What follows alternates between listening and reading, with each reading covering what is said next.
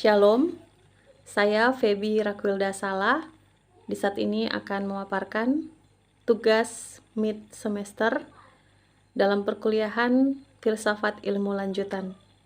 Dan dalam tugas ini adalah rangkuman dari 7 topik yang ada dalam perkuliahan ini, yaitu topik yang pertama hingga topik yang ketujuh. Kita mulai pada topik yang pertama, yaitu pengertian filsafat dan sejarah filsafat.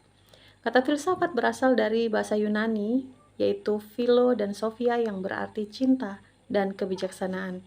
Sehingga filsafat diartikan sebagai bidang ilmu yang mempelajari cara berpikir kritis, rasional, dan reflektif. Sejarah filsafat di masa awal peradaban, yaitu pada tahun 600 hingga 400 sebelum Masehi, nenek moyang telah mencoba menjawab banyak pertanyaan besar terhadap segala sesuatu yang ada di alam semesta.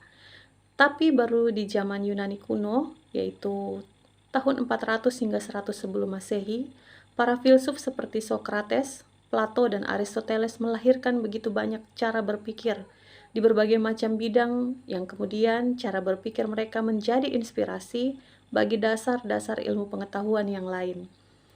Di abad pertengahan, filsafat dan agama mulai banyak karena kentalnya sistem kerajaan dan ajaran agama di masa itu. Filsafat digunakan sebagai studi agama seperti membuktikan keberadaan Tuhan. Perubahan besar terjadi pada masa Renaissance, yaitu tahun 1300 sampai 1600 Masehi, di mana terjadi pergerakan masyarakat untuk mengembangkan dunia politik, budaya, hingga iptek yang kemudian menginspirasi pesatnya kemajuan masa setelahnya, mendorong terobosan cara berpikir di bidang di masa modern, yaitu di tahun 1700 hingga tahun 1900 Masehi.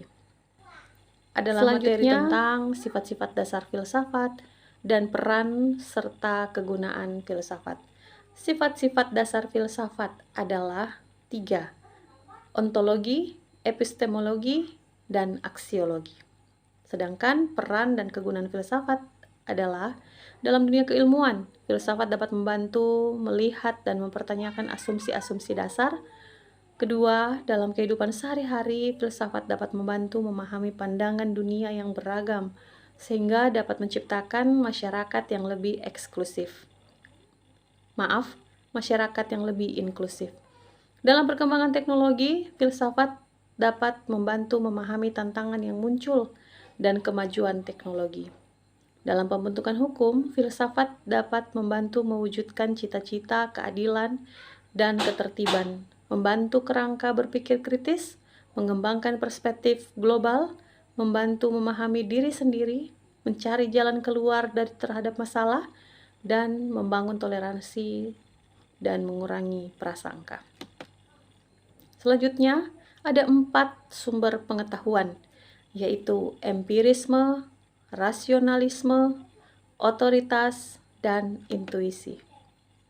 Selanjutnya kita masuk dalam materi yang seterusnya, yaitu mengenai pemahaman metafisika. Pemahaman metafisika tentang manusia dalam pendidikan agama Kristen. Dalam agama Kristen, pemahaman metafisika tentang hakikat manusia memandang manusia diciptakan menurut gambar Allah. Manusia memiliki tubuh, jiwa, dan roh, dan diberikan mandat oleh Tuhan untuk mengelola alam semesta.